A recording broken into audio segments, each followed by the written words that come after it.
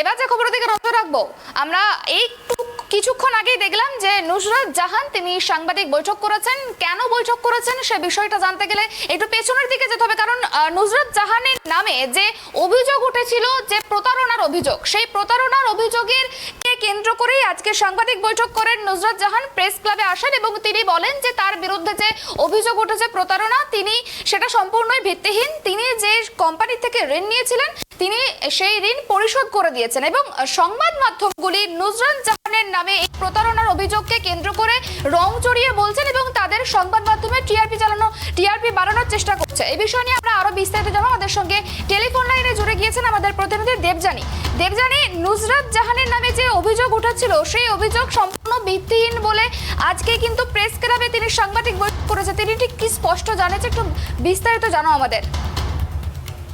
দেখো, নুসরাত জাহান তার বিরুদ্ধে ওঠা অভিযোগ অস্বীকার করেছেন, এটা ঠিকই, কিন্তু আজকে সাংবাদিক বৈঠক তিনি ডেকেছিলেন। কিন্তু আমরা যেটা দেখলাম যে সাংবাদিক বৈঠক শুরুতেই তিনি একদম শুরু থেকেই তিনি কিন্তু মিডিয়াকে দোষারোপ করতে থাকেন যে মিডিয়া কোনো রকম সত্যাসত্য বিচার না করে তার বিরুদ্ধে খবর করেছে।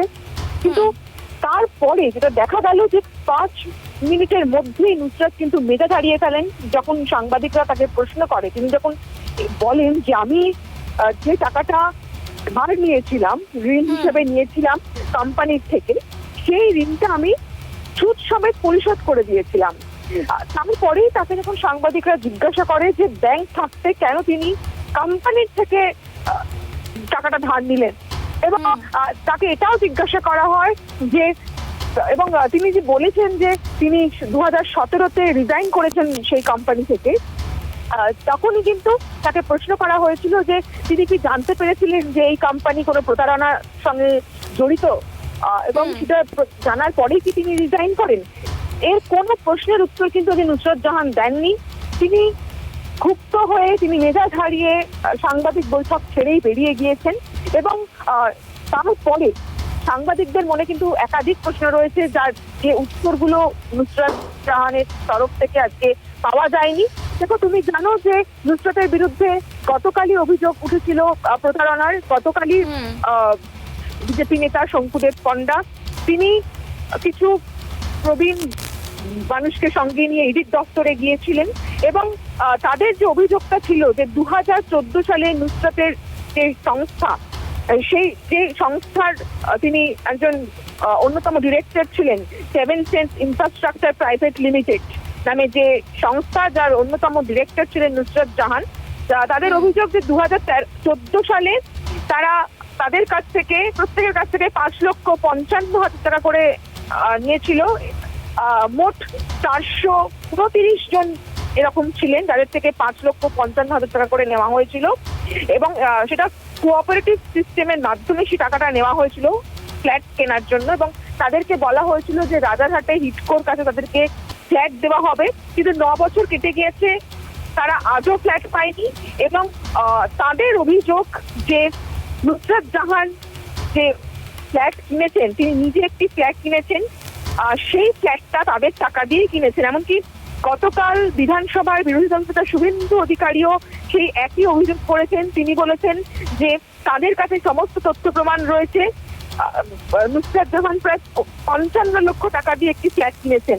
দেখো, তারপরেই যেটা আমরা জানতে পারি যে আজকে 2:30-এর সময় প্রেস ক্লাবে নুসরাত জাহান প্রেস মিট করবেন। তিনি 3টের সময় আসেনও, কিন্তু 5 মিনিটের মধ্যেই তিনি সেই বৈঠক থেকে চলে যান। শুধুই তিনি জানিয়েছেন যে তিনি 2017-তে রিজাইন করেছেন এই সংস্থা থেকে, এই 7 সেন্স ইনফ্রাস্ট্রাকচার প্রাইভেট লিমিটেড এই সংস্থা থেকে তিনি 2017-তে রিজাইন করেছেন, এবং তিনি যে টাকাটা ধার নিয়েছিলেন সেই টাকাটা সুদ সমেত ফেরত দেওয়া হয়েছে। তোমাকে প্রথমেই বললাম সুবর্ণা যে সাংবাদিকদের অনেকগুলো প্রশ্ন ছিল তার কাছে, যেরকম তিনি ব্যাংক থাকতে কেন এই সংস্থা থেকে লোন নিয়েছেন, বা তিনি কেন রিজাইন করলেন, তাহলে কি সংস্থাটা প্রতারণা করছিল সেটা তিনি জানতে পেয়েছেন, হঠাৎ কেন তিনি রিজাইন করলেন, এর কোনো উত্তর তার থেকে স্পষ্টভাবে জানা যায়নি। তিনি শুধু বলেছেন যে যদি তার ব্যাংক স্টেটমেন্ট সম্পর্কে কারোর কিছু জানার আগ্রহ থাকে, কৌতূহল থাকে, তাহলে কোর্টে যেতে, মানে পুরো বিষয়টাকে কিন্তু তিনি এড়িয়ে গেছেন।